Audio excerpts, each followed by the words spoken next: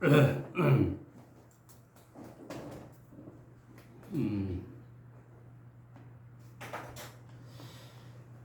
말씀 보겠습니다. 오늘 좀 일찍 한 10분 정도 일찍 시작하겠습니다.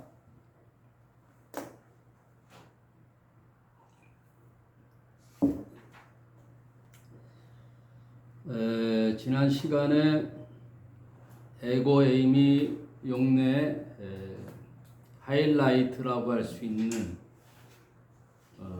죽은 나사로가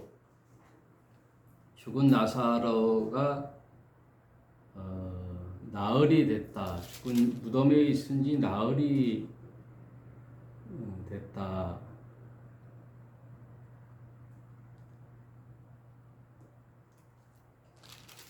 그리고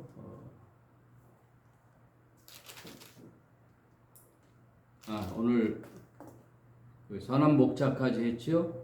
오늘 나사로를 살리는 장면이 이제 11장에 나오죠. 11장 지난주에 했죠. 12장 오늘은 12장을 하겠습니다. 그 에고 에이미 용내 7가지 중에 최고 하이라이트라고 할 수 있는 죽은 나사로를 살리는 장면이 11장에 나와요. 근데 좀 의아해하죠. 처음에 예수가 나사로의 얘기를 들었을 때는 죽지 않고 아프다 그랬어요. 아프다는 얘기를 들었어요.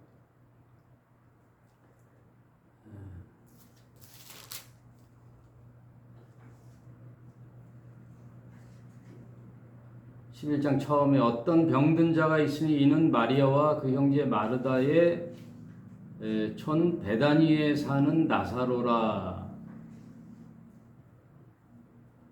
근데 주님이 이제 사랑하시는 자가 병들었나이다. 예수님과 이 마르다, 마리아, 나사로 이 3남매의 가족하고는 좀 각별했던 것 같아요. 각별하게 가까이 지내고 예수의 그 공생애 중에 피곤하거나 쉼이 필요할 때는 이제 나사로의 집에 들어가서 자주 밥도 먹고 지냈던 것 같아요. 성경에는 나오지 않지만 굉장히 이 3남매를 사랑하셨죠. 그러니 주위의 사람들이 뭐라 그러냐면은 사랑하는 자가 병들었나이다 라는 얘기가 있어요. 그러나 즉시 가서 치료하지 않고 시간을 좀 의도적으로 끌었어요. 왜냐하면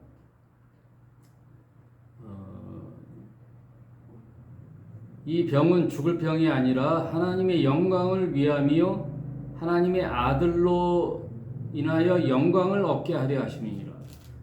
이것은 이제 예수님이 그 죽음까지도 주관하시는 예수님의 그 에고 에이미 그것을 좀 나타나려고 의도적으로 늦게 가셨어요. 늦게 가셔서 치료하는데 이것을 볼 때 우리가 생각하는 게 있잖아요. 우리가 인생을 사는 동안에는 참 고통도 있죠. 아픔이 있고 그래서 이 때가 빨리 지나가기를 바라고 그러는데 하나님의 시간의 의미에서는 이제 카이로스와 크로노스가 있다 그랬잖아요. 크로노스라는 시간의 의미는 그냥 흘러가는 거예요. 오늘도 시계가 12시를 향해 가고 있죠. 2023년 지금 이 시기에 시간이 흘러가고 있어요. 6월달 그냥 계속 시간이 흘러가지요. 또 나이도 먹고 이걸 그냥 크로노스라 그래요. 인류의 모든 사람들에게 해당되는 시간. 그런데 이때 하나님이 인류 역사의 한 순간에 때가 있어요. 하나님이 개입하시는 때. 그거를 카이로스라 그래요. 카이로스. 하나님은 영원하신 분이기 때문에 한정된 시간에 관하여 주님이 제약을 받지 않고 하나님의 관점에서 개입할 때가 있단 말이에요. 그래서 성경에 틈틈이 보면은 뭐뭐 할 쯤에 때가 참에 때가 이르러 갈라디아서에 보면 때가 참에 때가 있단 말이에요. 하나님이 작정하신 계획하신 시간의 때가 있단 말이에요. 그리고 예수께서도 승천할 때가 이르러 그러니까 예수님도 어느 순간에 이 땅에 오셔서 사람과 같이 살다가 공생의 3년 6개월을 살고 십자가에 죽으시는 때가 있단 말이에요. 아무 때나 죽는 게 아니에요.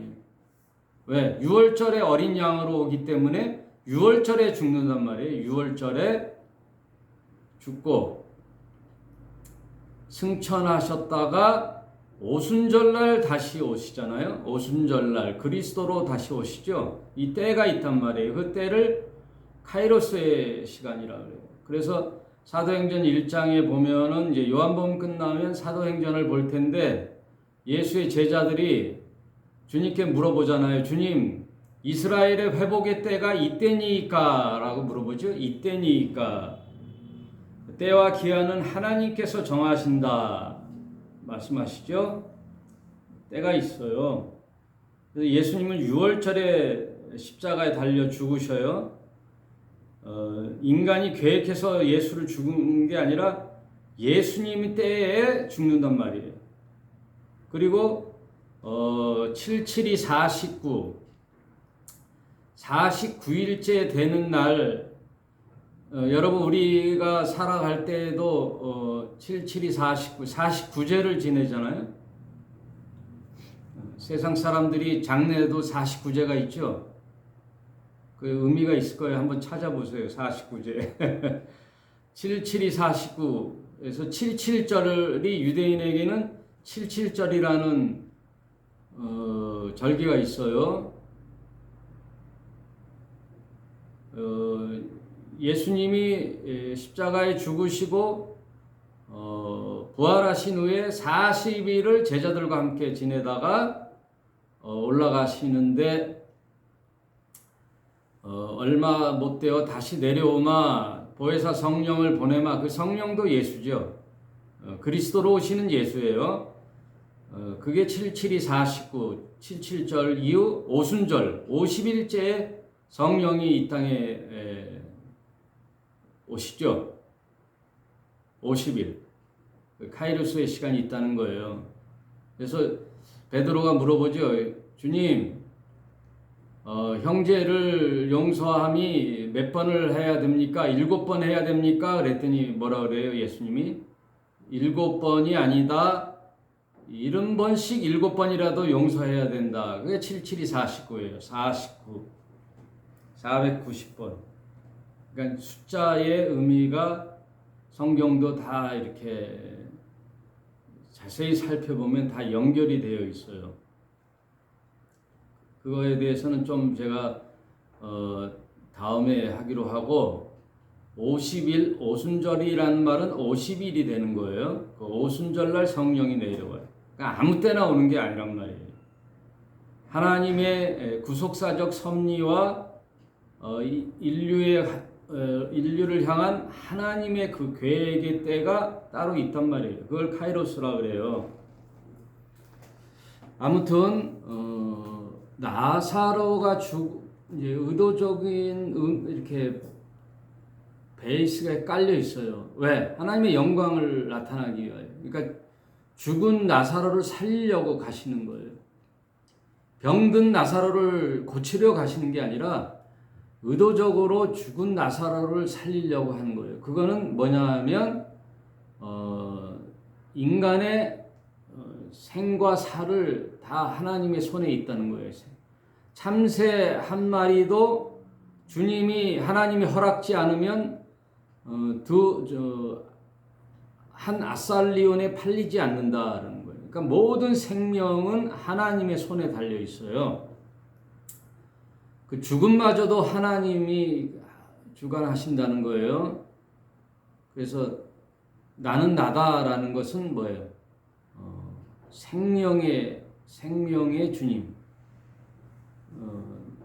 나는 부활이요 생명이니 이제. 그래서 11장 25절에 그랬죠. 예수께서 나는 부활이요 생명이니 나를 믿는 자는 죽어도 살겠고, 죽어도 산단 말이에요. 죽어야 산단 말이에요. 예수는 죽으러 오셨어요. 그래서 어제 제가 한 20분짜리 동영상 만들어서 올려놨는데 그걸 한번 다시 보지 못하신 분은 보세요. 죽어도 사는 거예요. 하나님의 이 법은 죽어야 사는 거예요. 왜? 하나님의 언약을 파기한 아담족, 창세기에 있는 이 아담의 죄를 없애기 위해서는 하나님의 법이었던 먹는 날에는 정령 죽으리라 하는 그 죽어야 다시 사는 길을 성경에 이제 기록했어요. 그래서 성경의 모든 테마는 죽어야 사는 거를 만들어 놓으셨어요. 죽어야 사는 거예요.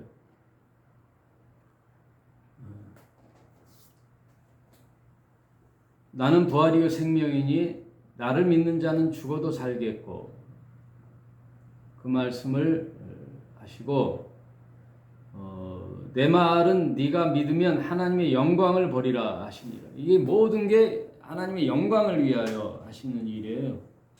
그래서 성경의 이야기는요,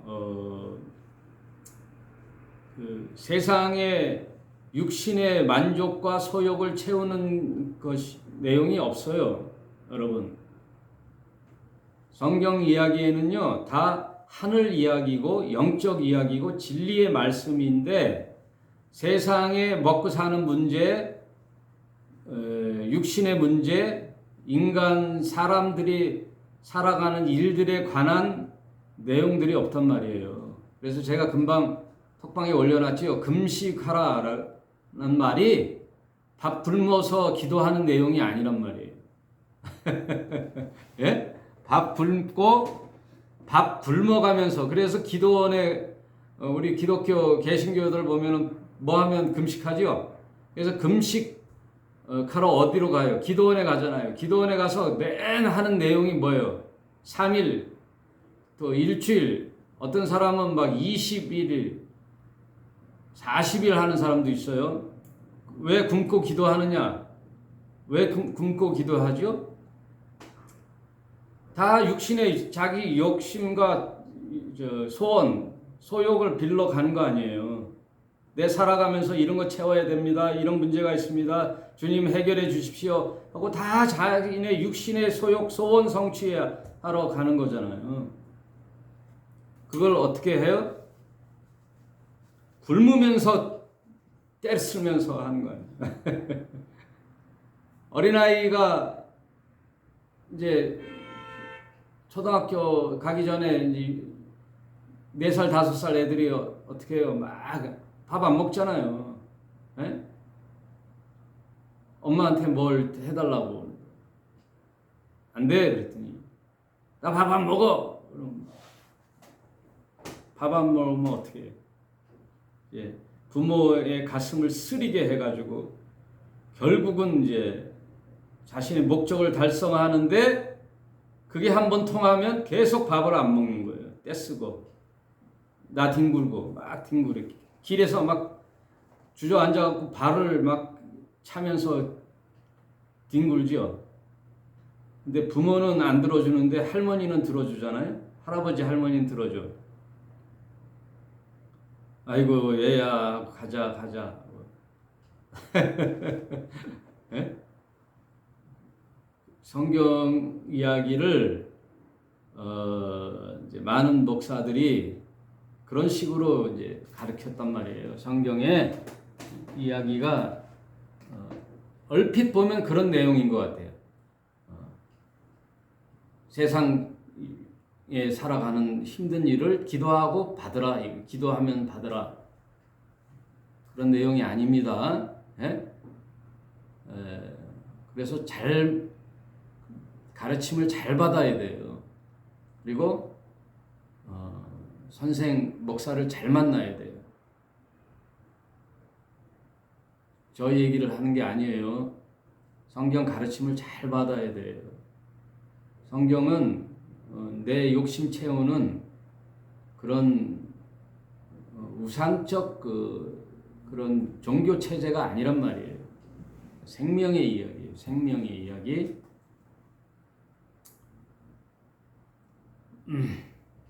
여러분, 길거리 가다가 제가 전에 부계동에 살았는데 그 부계동에 이제 저희 안수 집사님이 그 세탁소를 했잖아요. 그 세탁소를 제가 자주 들렸는데 그 세탁소 맞은편이 무량도전이라 그래갖고 이제 절이 있어요. 절에 보면 이제 절 입구하고 썬팅을 쫙 해놨어요. 무슨 기도 다 해놨어요. 소원성취, 백일기도, 무슨 기도가 쫙 써 있단 말이에요.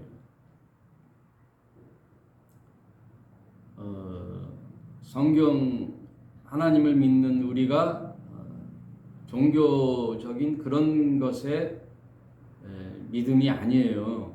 생명은 그런 게 아니에요.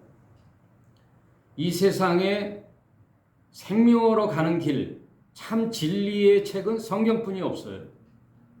성경뿐이 없어요. 기독교라는 게 아니에요. 기독교가 아니에요. 무슨 종교가 아니란 말이에요, 기독교는. 그래서 종교적 의미의 기독교가 아니에요. 하나님을 믿는 것은 이제 성경을 보고 믿는 거예요. 성경에 하나님이 뭐라고 하셨는가를 그 원뜻, 하나님이 말씀하시고자 하는 그 뜻을 잘 가르쳐야 되는 거예요. 우리 교회는 그것을 목표로 삼고 있어요. 자, 전의 시간은 그 정도로 정리를 하고 오늘 12장을 보겠습니다. 12장. 우리 박 집사님도 들어오셨네. 반가워요. 푸사에 봤더니 무슨 어디를 여행 갔다 오셨나? 외국 같은데 외국 어딘지는 잘 모르겠네. 태국 같은데 아닌가? 자, 12장 6월절 엿새 전에 예수께서 이렇게 6월절이 딱 나오죠. 6월절. 왜? 6월절 어린 양이잖아요, 예수가. 이미 이제 죽을 날이 다가왔다는 거예요. 거기다가 이제 하나 더 덧붙이면 마지막 6월절 엿새 전에. 왜냐하면 예수가 6월절 어린 양으로 창세기 출애굽기에 예언된 애굽에서 탈출할 때에 어린 양을 잡아 문설주에 바르면 죽음이라는 그 저주가 피해 가잖아요. 여러분, 애굽이라는 세상을 탈출할 때 이스라엘 백성들에게 모세가 얘기해 줬잖아요. 어린 양을 잡아 문설주에 그 피를 바르면 애굽에 내리는 하나님의 10재앙 중에 죽음의 재앙을 피해갈 수 있다. 그걸 왜 만들어놨느냐? 그 어린 양의 피에 대한 예언, 이제 상징인데 그것은 먼 훗날 예수께서 십자가 달려 피를 흘려 죽는 것에 대한 그림자지요. 거기서 유래된 게 6월절이란 말이에요. 그 죽음의 사신이 지나간 이스라엘 백성이 하나님께 매년 그 해에 유월절을 지키는 그 절기로 모였단 말이에요. 패스 오버, 유월, 지나갈 유, 넘을 월. 그러니까 죽음이 지나가고 넘어갔다 이거예요. 패스 오버. 그 절기를 지키는데 예수가 이제 어린 양으로 왔으니 십자가에 달려 죽으면 유월절이 이제 필요해요, 안 필요해요? 안 필요하죠, 이제. 죽으니 마지막 유월절이죠. 엿새 전에 예수께서 베다니에 이르시니 그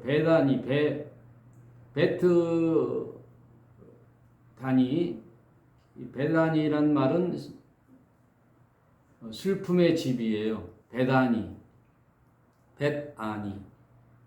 벳이 들어가면 집이란 뜻이에요. 그래서 예수님도 어디에 오신다 그랬죠? 어느 도시에 오신다 그랬죠? 어느 마을? 베들레헴이라고 그랬잖아요. 베들레헴. 예수님은 나사렛에서 태어나신 게 아니에요. 어린 시절을 나사렛에서 지내셨지만 태어나신 곳은 베틀레헴이란 말이에요. 그 베틀레헴이란 말은 베트로와 레헴의 합성어죠. 방앗간이란 뜻이에요. 떡집, 떡을 만드는 집, 베틀레헴 떡집. 그래서 구약의 모든 예언이 메시아가 오는데 장소가 어디냐? 베들레헴에 태어나신다는 예언이 되어 있어요. 그걸 성취하기 위하여 예수께서 베들레헴에서 태어나요. 그 베들레헴의 뜻이 떡집이라는 거예요. 떡집의 그 집 주인이 누구냐? 예수예요. 그 예수는 말씀이 오셨잖아요. 그 말씀이라는 떡으로 왔단 말이에요. 하늘에서 내려오는 떡. 그러니까 성경은 그냥 무의미한 게 하나도 없어요. 다 의미가 있어요. 베틀레헴에 예수님은 하늘의 떡으로 왔단 말이에요. 인류의 하늘의 생명을 주시는 떡으로 오셨단 말이에요. 떡을 먹으라는 거예요. 예수의 살과 피를 먹는 건데 육신의 살을 먹으면 식인종이죠. 그런 의미가 아니라 말씀이 육신이 되어 오신 예수를 먹으라는 거예요. 그러므로 다 말씀 이야기예요. 말씀. 예수는 말씀이에요. 그래서 떡이 되어 너희 생명이 되려면 죽는 거예요. 예수님은 죽으러 오신 거예요. 죽어야 사는 거예요. 그래서 예수님은 예수로 죽고 그리스도로 살아나시는 거예요. 언제? 유월절에 죽고 오순절로 그리스도로 오시는 거예요. 이곳에 예수께서 죽은 자 가운데 오시는데 베단이라는 말이 이제 슬픔의 집이다 그랬죠. 이 베다니가 어디예요? 이 지구를 말하는 거예요. 이 지구 땅.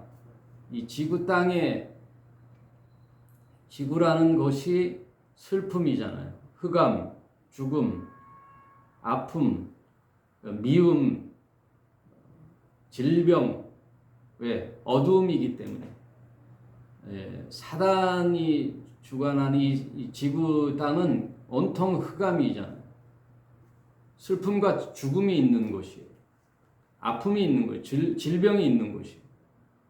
거긴 빛이 없어요. 그래서 그 집을 베단이라 그래요. 그 슬픔의 집에 빛이신 예수님이 이르시니 그 죽은 자 가운데서 살리신 나사로가 있는 곳이라. 거기서 예수를 위하여 잔치를 할세. 이제 나사로를 죽음에서 살리셨잖아요. 그래서 이제 잔치를 하는 거예요. 마르다는 이를 보고 나사로는 예수와 함께 앉은 자 중에 있더라. 마리아는 지극히 비싼 향유 곧 순전한 나드 한 근을 가져다가 예수의 발에 붓고 자기의 머리털로 그의 발을 씻으니 향유 냄새가 집에 가득하더라.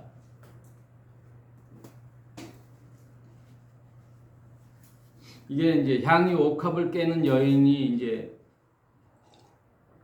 다른 복음서에도 나오는데 그 장본인이 누구냐? 나사로의 누이 동생 마리아가 이제 향유 옥합을 깨는 거예요. 요한복음에는 이제 그렇게 디테일하게 나오지요. 나사로의 누이 동생 마리아가 깨는 거예요. 근데 그 향유 옥합은 엄청 비싸죠. 그래서 아마도 여인들이 이런 옥합을 준비하는 것은 아마 결혼을 위한 예비 자금이라든지 이렇게 지참금을, 예전에 이스라엘인 그 여인들이 지참금을 가지고 있거든요. 근데 그 향유가 어느 정도로 비싸냐?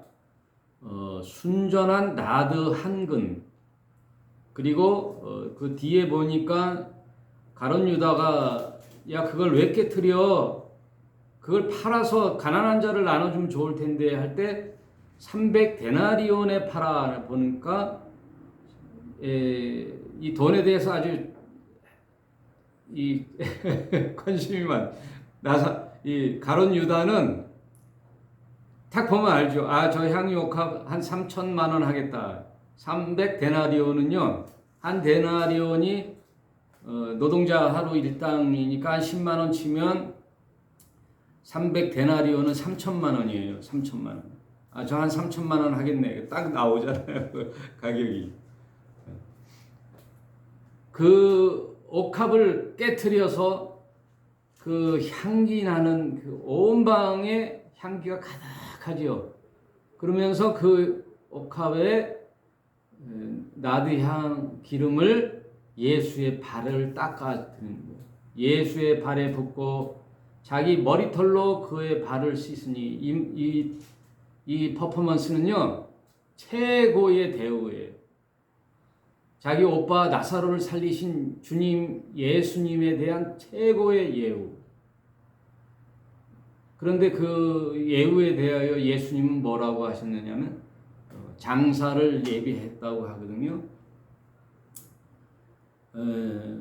예수의 장례를 예비함이라. 향유 옥합을 깨트리는 것이. 저와 여러분도 마리아가 되어서 향유 옥합을 깨트려야 돼요. 향유 옥합. 이 향유 옥합은요, 온 방에 그 베다니의 이 향유 냄새가 가득하죠. 왜? 예수의 죽음 사랑을 예비한 향유이기 때문에 죽음의 그 장례를 준비한 온 인류의 구원을 위하여 죽으실 예수를 예비한 향유이기 때문에 이 향기는 온 베다니를 가득 채우고 온 지구를 채우고 그 향기는 오늘날까지 인류에게 그 향기가 가득한 거죠. 왜? 예수의 죽음을 예비한 향기이기 때문에. 여러분, 우리는 이런 삶을 지향해야죠. 세상 소욕을 채우기 위해서 하나 꿈을 성취하기 위해서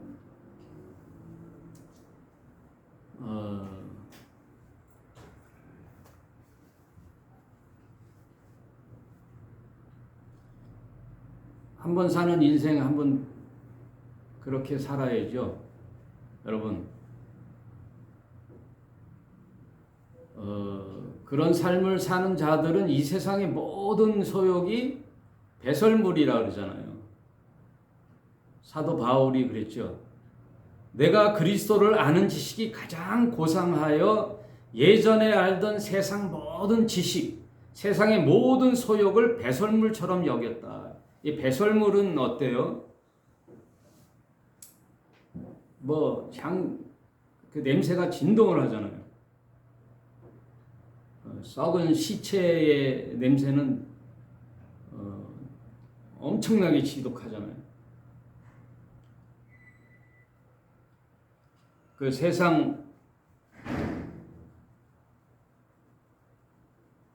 시체들을 모아놓은 곳이 어디냐? 예루살렘 동남쪽에 보면은 거기를 게헨나라 그러거든요. 그 게헨나가 지옥의 이름이에요. 지옥.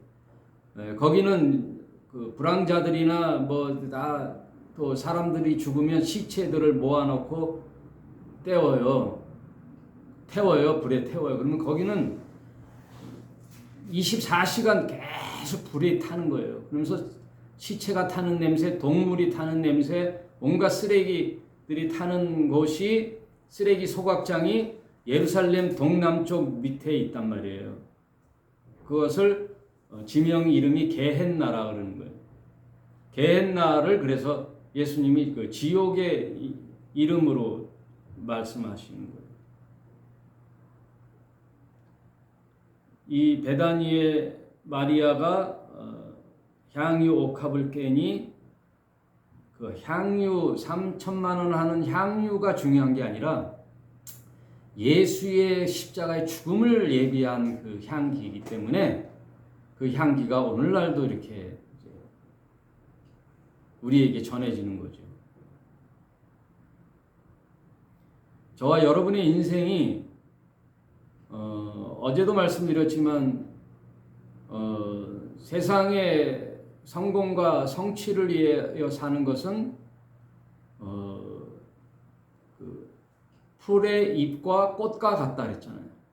베드로전서 1장에 사람의 세상의 영광은 풀과 같고 풀의 꽃과 같으니 잎은 마르고 꽃은 시들어 다 사라지잖아요.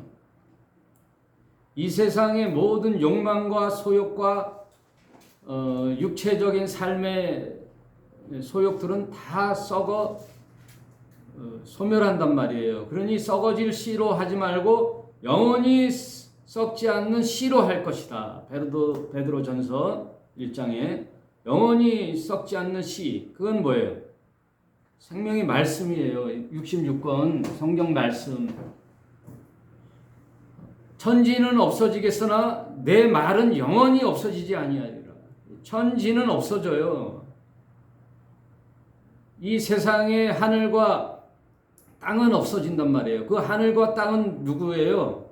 나의 옛사람이란 말이에요. 내 육신의 소욕으로 살았던 옛사람은 사라지는 거예요. 성경은 다 그 얘기를 하는 거예요. 천지는 없어지고 이제 새 하늘과 새 땅이 우리에게 오고 옛 남편은 사라져요. 육신의 남편은 다 사라지는 거예요. 그래서 사마리아 여인에게 너희 5 남편이 있었으나 지금도 있는 남편도 내 남편이 아니다 이거예요. 세상 삶을 의지하고 살았던 남편도 진짜 신랑이 아니라 그리스도라는 참 신랑이 올 터인데 그 신랑이 누구냐? 바로 나다 이거예요. 내가 너희의 참 남편이 되어줄게. 성경은 다 그 얘기란 말이에요. 세상 살아가는 남편과 세상의 혼인 이야기가 아니고 세상의 썩어질 육신의 떡의 이야기가 아니란 말이에요. 생명의 진리의 말씀 이야기고 참 신랑인 그리스도 이야기고 세상 밥 굽는 금식 이야기가 아니라 생명의 말씀으로 나온 이야기를 하는 거예요. 향유 옥합이 3천만 원에 대한 이야기가 아니란 말이에요. 그래서 가룟 유다가 뭐라고 하느냐 이제 한번 보십시다. 제자 중에 하나로서 이 제자 중에 하나가 누구냐? 가룟 유다. 예수를 잡아줄 가룟 유다가 말하되 여러분 가룟 유다에 대해서도 조금 얘기해 줄게요. 제가 저기 지방에 내려가서 가룟 유다 얘기를 해줬더니 몰랐다고 하더라고요. 가룟 유다는 그냥 제임스 코만이라면 제임스 코만 이름인 줄 알았대. 가룟 유다. 근데 아니에요. 가롯이라는 동네 지방의 유다라는 뜻이에요. 가롯 사람 유다. 어떤 여자가 있으면 천안에 내 고향이 천안이다 그러면 천안댁 그러잖아요. 예? 나주댁, 목포댁 이러잖아요. 이런 것처럼 지명 이름이에요. 가롯. 근데 이 가롯이라는 말의 지명은 그 염색하는 곳이에요.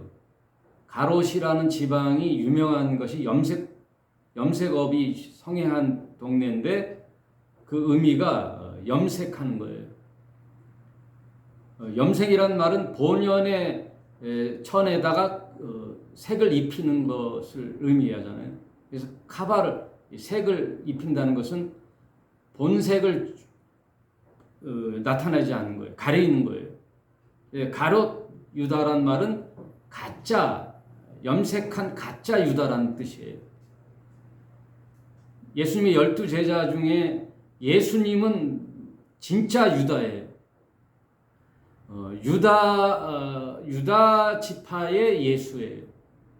그래서 유다 지파에서 유대인에게서 구원자가 메시아가 나왔는데 진짜 유다가 예수고 가짜 유다가 가론 유다예요. 그래서 이걸 대비시켜 주는 거예요. 그래서 유다가 죽고 나간이 밤이었더라 그러거든요. 가론 유다가 이제 예수를 팔게 되죠. 그 의미의 가론 유다 생각난 김에 했습니다. 이건 몰라도 되는 거고요. 가론 유다가 말하되 이 가짜 유다가 말하되 이 향유를 어찌하여 300데나리온에 팔아 가난한 자에게 주지 아니하였느냐. 이게 굉장히 선한 것 같죠. 가난한 자에게 나눠줘야 되지 않냐. 이렇게 말하면 가난한 자들을 생각함이 아니요. 저는 도적이라 돈깨를 맞고 거기 넣는 것을 훔쳐감이었더라.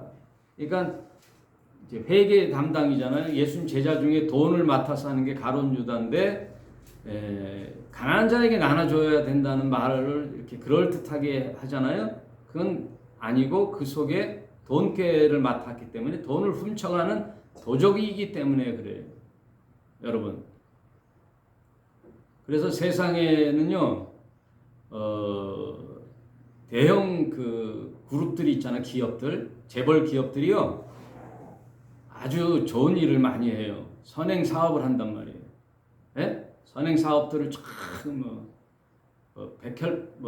심장병 치료해주고, 예? 어느 대형 교회가 심장병 치료를 해주고, 선행을 많이 하는데 왜? 악한 일을 커버하기 위하여, 염색하기 위하여 선행을 해요. 중세 로마 카톨릭도 그랬어요.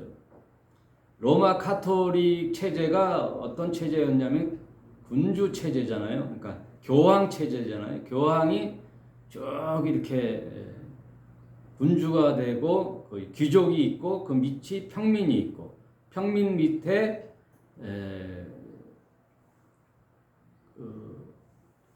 천민이 있어요. 평민 밑에 천민. 천민보다 더 못한 사람들이 있어요. 그것은 뭐냐면 불가촉 천민이라고 해요. 일반 천민이 불가촉 상대해서는 안 돼요. 그래서 불가촉 천민들은 이게 피라미드 구조 군주 체제인데 이 불가촉 천민들은 언제 활동을 해야 되느냐? 밤에 활동을 해야 돼요. 낮에 활동하면 안 돼요. 왜? 거슬리기 때문에. 귀족과 평민들이 사는 세상에 불가촉 천민들은 활동해서는 안 돼요. 그래서 밤에 활동을 해야 돼요. 오늘날도 마찬가지예요. 쓰레기를 치거나 도로에 공사를 하거나 이런 일들은 밤에 해야 돼요. 음식물 쓰레기를 치거나 분뇨를 이런 것들은 낮에 하면 안 된단 말이에요. 왜? 교통이 복잡해지고 귀족들이나 평민들이 일하고 밤에 집에서 쉴 때 이들은 일을 해야 되는 거예요. 어두운 곳에서 밤에 일을 해야 돼요.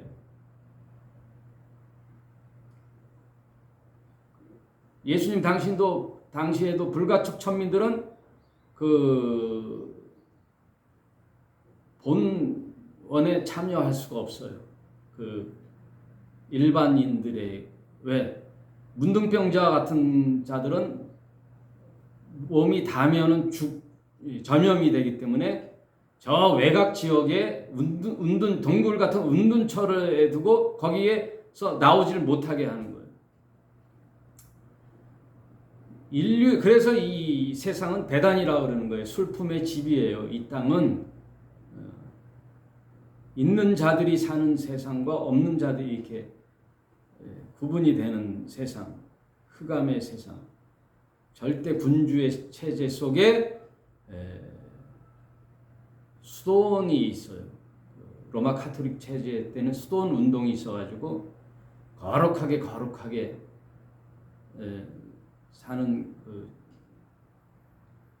고아원들과 고아와 과부들을 케어하는 운동이 있었죠. 그 일을 왜 해야 되느냐? 교황 체제의 이 군주 체제가 만들어낸 그 결과물들이거든요. 고아와 과부의 세계들. 그거를 그들이 케어해야 되는데 진짜 해야 할 일은 뭐냐면 그런 피라미드 구조를 없애는 일을 해야 되는데 고아와 과부들을 케어하는 일로 포장을 했단 말이에요. 하여튼 역사의 한 어두운 면이죠. 뭐 하다가 그 말을 했나?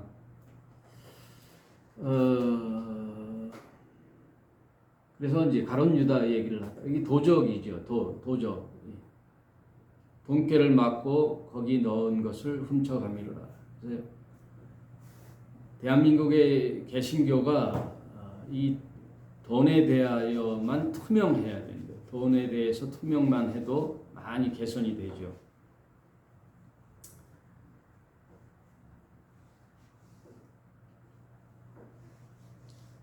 (7절) 보겠습니다. 예수께서 가라사대 저를 가만히 두어 나의 장사할 날을 위하여 일을 두게 하라. 가난한 자들은 항상 너희와 함께 있거니와 나는 항상 있지 아니하리라 하시니라. 예수는 죽으러 오셨기 때문에 6월절 엿새 전에 죽음을 준비하고 장례를 준비해서 마리아가 그 비싼 향유를 예수의 발 앞에 발을 닦아주고 머리털로 그 당시 중동 지방에는 샌들을 신고 다니기 때문에 발을 씻기는 것이 가장 그 존귀한 예우거든요. 그 장례를 준비한 마리아의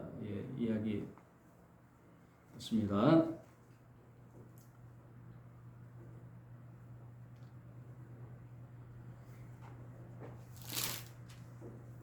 그러면서 쭉 이제 제가 12장을 쭉 읽을게요. 유대인들이 큰 무리가 예수께서 여기 계신 줄 알고 보니 이는 예수만 위함이 아니요 죽은 자 가운데에서 살리신 나사로를 보려 함이로라.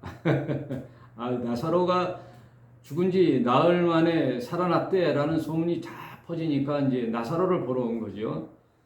10절 대제사장들이 나사로까지 죽이려고 모의하니 나사로 까닭에 많은 유대인이 가서 예수를 믿더라. 이제 큰일 났죠. 유대교 종교 체제가 위협을 받고 있어요. 밥그릇이 위협을 받고 있어요. 왜? 이단이라고 규정했던 예수의 체제 쪽으로 많이 지금 사람이 가니 지금 이제 위협을 받고 있죠. 그래서 예수를 죽이려고 이제 모의를 하고 있는 거예요. 그 이튿날의 명절에 온 큰 무리가 예수께서 예루살렘으로 오신다 함을 듣고 종려나무 가지를 가지고 맞으러 나와 외쳐 가로되 호산나 찬송하리로다 주의 이름으로 오시는 이 곧 이스라엘의 왕이시여 하더라. 예수는 한 어린 나귀를 만나서 타시니 이는 기록된 바 시온에 따라 두려워 말라 보라 너의 왕이 나귀 새끼를 타고 오신다 함과 같더라. 구약의 모든 예언은 예수의 예언이라 그랬죠. 스가랴 9장 9절에 그 메시아는 나귀 타고 오신다. 나귀를 타고 나귀 새끼를 타고 예루살렘에 오신다 그 얘기예요. 예루살렘에 들어가시니 종려나무 가지를 흔들고 많은 유대인들이 환영을 하죠. 유대인의 왕으로 환영을 하죠. 제자들은 처음에 이 일을 깨닫지 못하였다가 예수께서 영광을 얻으신 후에야 이것이 예수에 대하여 기록된 것인과 사람들이 예수께 이같이 한 것이 생각나더라. 지금 생각은 안 나고 나중에 이제 성령을 받고 훗날에 이제 알게 돼서 훗날에 이걸 기록하는 거죠. 요한복음을 다 그때 기록하는 거예요. 그 현장에 기록하는 게 아니에요. 나사로를 무덤에서 불러내어 죽은 자 가운데서 살리실 때에 함께 있던 무리가 증거한지라. 이에 무리가 예수를 맞음은 이 표적 행하심을 들었음이라. 바리새인들이 서로 말하되 볼지어다 너희 하는 일이 쓸데없다. 보라 온 세상이 저를 쫓는도다 하니라. 명절에 예배하러 올라온 사람 중에 헬라인 몇이 있는데 헬라인이 있어요. 저희가 갈릴리 벳세다 사람 빌립에게 가서 청하여 가로되 선생이여 우리가 예수를 배우고자 하나이다 하니 빌립이 안드레에게 가서 말하고 안드레와 빌립이 예수께 가서 여짜온대 예수께서 대답하여 가라사대. 이제 헬라인들도 왔단 말이에요. 명절 이제 6월절이 다가오니까 인자의 영광을 얻을 때가 왔도다. 6월절이 다가온다는 거예요. 내가 진실로 진실로 너에게 이르노니 한 알 미리 땅에 떨어져 죽지 아니하면 한 알 그대로 있고 죽으면 많은 열매를 맺느니라. 자기 생명을 사랑하는 자는 잃어버릴 것이요 이 세상에 자기 생명을 미워하는 자는 영생하도록 보존하리라.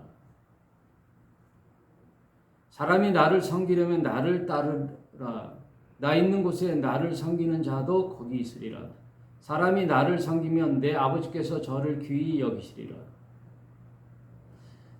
이 말은 무슨 말이냐면요. 예수가 십자가에 달려 죽으신과 함께 나도 죽는다는 거예요. 예수만 죽고 나는 안 죽는다. 네? 세상 기독교인들이 다 그렇죠?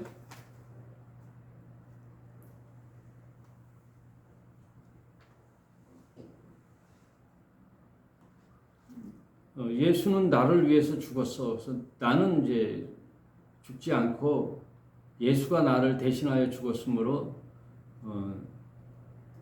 나는 누리기만 하면 돼. 그런 말을 하는데 그런 말씀이 아니죠. 자기 생명을 사랑하는 자는 잃어버릴 것이요 이 세상에 자기 생명을 미워하는 자는 영생하도록 보존하리라. 이 말은 예수와 함께 내가 그 십자가에 같이 달리는 거예요. 그래서 실제로 내가 십자가에 달린다는 뜻이 아니라 내가 살았던 그 예전의 그 옛 사람을 죽이는 거예요. 옛 사람. 그 옛 사람이 뭐냐면 나의 모든 소욕과 욕구로 살았던 세상의 옛 사람이죠. 내 옛 사람. 그리스도를 만나기 전에 옛 사람이 있잖아요. 남들보다 좀 잘 되고 내 육신의 그 소원이 있잖아요. 욕망.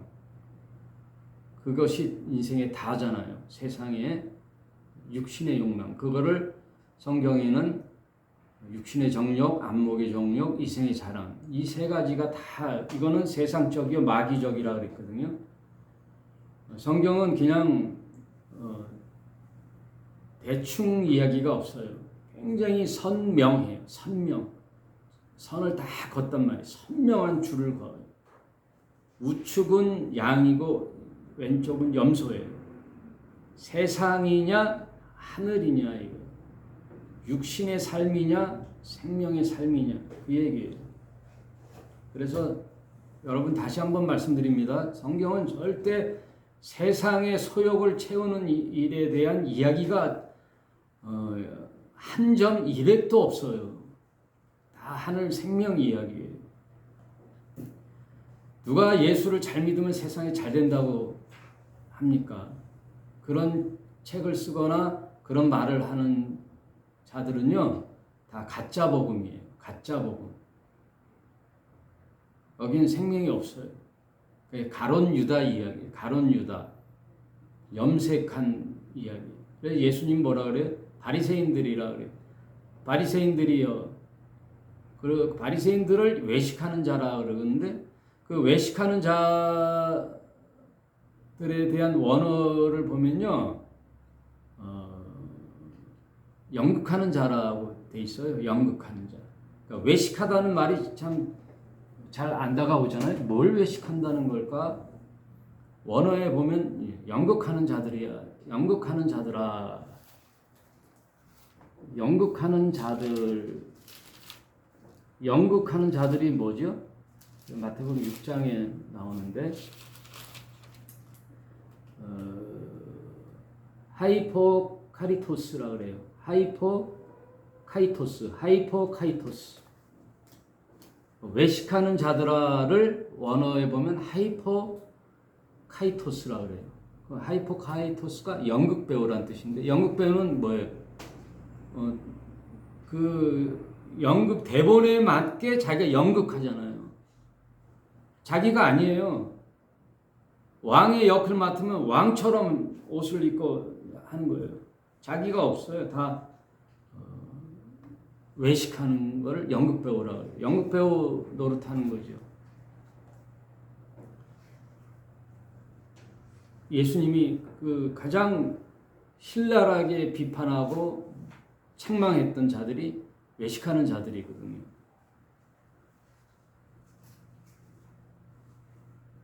그래서 이 성경의 이야기는요, 이 세상에 뭘 채우고 뭐 한 게 없다는 거예요.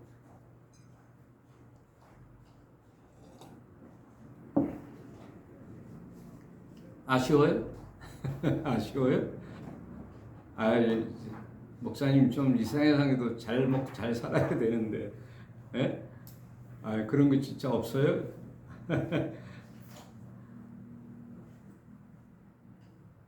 열심히 살고 성실히 살면 그렇게 살게 되는데 성경마저도 그런 육신의 욕망을 채우는 일에 대한 내용이 없다라는 뜻이에요.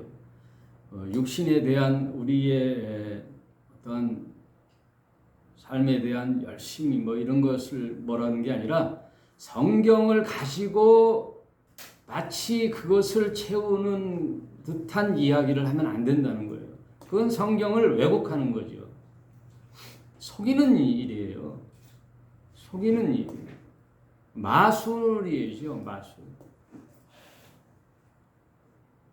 그러니까 교회가 성경을 가지고 사람들을 모으기 위하여 사람들의 욕구를 채우는 일을 성경 가지고 하면 안 된다는 거예요. 네? 내가 목소리를 좀 높여야 되나? 그래서 성경은요, 뭐라고 되냐면 한 몸이 되라는 거예요. 예수님과 하나가 되는 거예요. 네가 내 안에, 내가 너희 안에. 그래서 한 몸을 이루잖아요. 그러면 내 머리는 없어지고 옛사람의 내 머리는 없어지고 내 머리 위에 누가 도킹하느냐? 그리스도가 머리 되는 거예요. 그 교회가 그리스도가 머리 되고 우리는 다 지체잖아요. 내 몸은 그래서 내가 성전이에요. 몸이신 예수도 죽고 없어지고요. 승천하시고 영이신 그리스도가 나한테 오셔서 내 안에 거하면 내가 하나가 되는 거예요. 성경은 그 얘기하는 거예요. 나와 그리스도가 하나가 되잖아요. 그럼 기도하지 않아요. 대상이 아니기 때문에. 내 안에 그리스도가 없으면 그 예수 그리스도라는 그 신이 대상이 돼버리는 거예요. 대상이 되면 기도를 하게 돼요. 왜? 대상이 되니까. 나는 그리스도와 상관이 없어서 육신의 욕망을 채우는 그리스도가 대상이 되어 내 육신을 채우는 신이 돼버리는 거예요. 수단이 돼버리는 거예요. 예수는 나의 수단이 되어버리는 거예요. 이런 얘기를 해주시는 교회가 별로 없어요, 여러분. 그 예수는 내 욕망을 채우는 수단이기 때문에 우상이 되어버리는 거예요, 예수가. 그래서 오늘날 모든 개신교 종교가 우상이 되어버리는 거예요, 예수가. 부처상이 돼가지고 절을 하는 거예요. 비는 거예요. 기도를 비는 거예요. 주여 주여 떼창을 하면서 주여 주여 왜 외쳐? 내 안에 있는데 내 주님이 내 안에서 한 몸이 됐는데 그래서 기도를 하지를 않아요. 그래서 기도라는 의미가 그런 뜻이 아니 진짜 성경에서 말하는 기도는요 중보 기도예요. 중보. 그래서 향유 옥합을 깨트린 마리아처럼 나도 내 안에 솟아 흐르는 이 생명수가 이 성령이 생명처럼 흘러나오거든요. 내 안에 그리스도가 있기 때문에 내 안에서 물이 흘러 넘쳐요. 그래서 지금 제 입으로 얘기하는 이 말씀이요. 여러분에게 흘러나가는 생명수가 되는 거예요. 그래서 여러분들을 위하여 기도가 되는 거예요. 나의 욕망을 채우는 기도는 하나도 없어요.